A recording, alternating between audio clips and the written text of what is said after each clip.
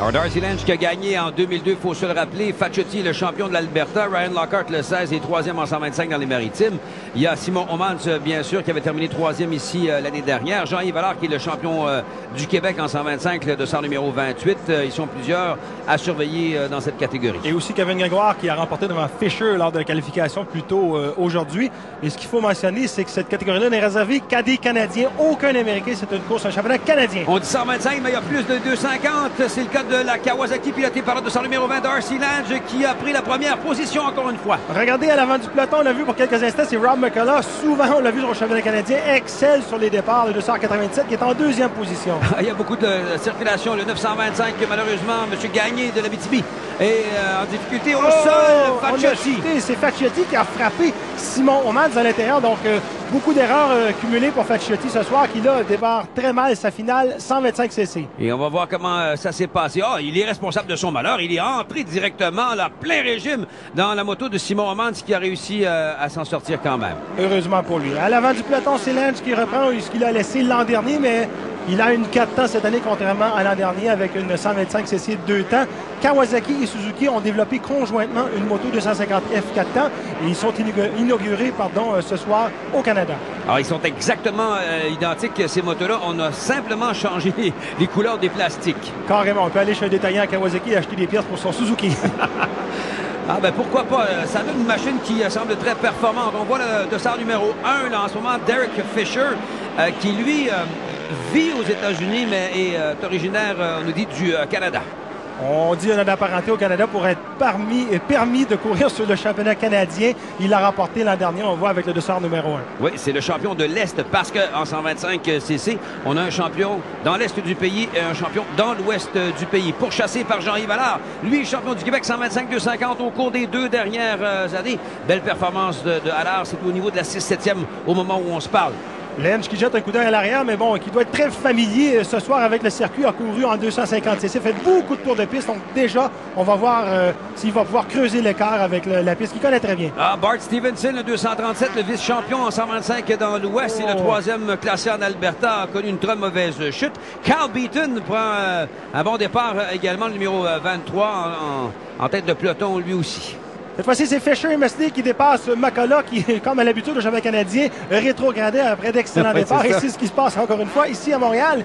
Malheureusement, chute de Carl Beaton dans la série de planches à laver, qui a fait beaucoup de victimes ce soir. Oui, il a l'air passablement ébranlé, à toutes les misères du monde, à récupérer son équilibre, si on veut, d'une certaine façon, là. Alors, on voit le drapeau jaune qui indique... Oh! D'ailleurs, le signaleur a presque été frappé, là. On souligne leur travail, hein. Rien de facile. Regardez comment ça s'est passé du côté du 134. Là. Excellente prise de vue. Regardez le pointu de cette planche à laver. Regardez, ne pardonne pas. On était mal placé et le fond de terrain est tellement dur, Didier. Ça cogne dur. Regardez, il a pris quelques instants pour reprendre ses esprits. Ah. Darcy Lange est toujours notre meneur. Gagnant, je vous le rappelle, en 2002, ici du côté du 125. Il a terminé 2e en 125 Pro dans l'Ouest canadien. En 2001, il l'a fait en 2000 également. Donc, un pilote très expérimenté sur ce genre de moto. Et Simon Homans, depuis quelques années, qui excelle en 125 cc à Montréal, a terminé premier il y a 2 ans, 3e l'an dernier, et cette année en bonne position, encore une fois, pour un podium. Puis on a vu un superbe dépassement de Facchetti sur Ryan Lockhart. Il a passé carrément comme s'il était arrêté.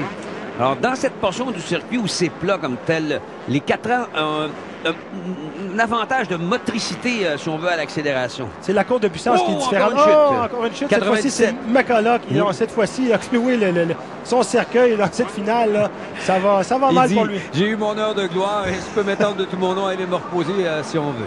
Comme dans les 250 cc, qu'on voit des 450 et 125, on voit les 250 cc 4 temps. C'est la courbe de puissance qui est tellement différente, qui nous donne souvent de meilleurs départs.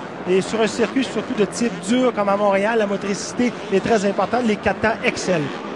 Et Darcy Lange, qui a l'air au-dessus de tout le monde, là, il a l'air super relax, pendant qu'on voit Facchetti qui, après avoir chuté en début de course, réussit toute une belle remontée. C'est un jeune pilote qui promet beaucoup. On voit qu'il cumule beaucoup les erreurs, mais il a 16 ans seulement. On va lui laisser quelques années et je m'attends d'excellents résultats d'ici quelques années de lui pour des premières positions des championnats canadiens. Alors, Simon Homans se retrouve en 2e position. Facchetti est déjà rendu à la 4e dans les tout derniers moments de cette épreuve. On voit un petit peu de fatigue là, du côté de Simon qui était peut-être Il est un petit peu moins agressif qu'en début de course. Là. Il nous avait dit l'an dernier, bon, c'était la dernière fois en 125cc, mais depuis quelques années, il accumule des bons résultats. Donc, c'est tentant de revenir à Montréal et de se pointer en 125cc. Dernier tour pour le pilote de la Colombie-Britannique, Darcy Lange, sur la Kawasaki 250cc. Occupe toujours la première place. Il s'est littéralement effacé du reste du peloton. Il a en ce moment à peu près comme 11 secondes d'avance sur Simon Homans.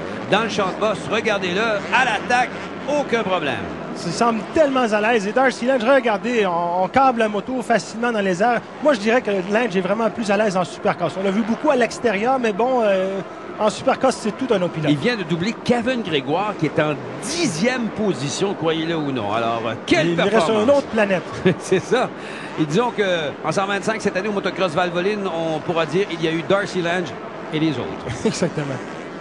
Alors, dernier moment pour ce dernier. Il savoure ce tour d'honneur, si vous me permettez l'expression. Est-ce qu'il va y aller d'un autre de ces magnifiques sauts à l'arrivée? Attention, il va prendre son élan. Surveillez-le bien. Victoire en 125 pour Darcy Lange.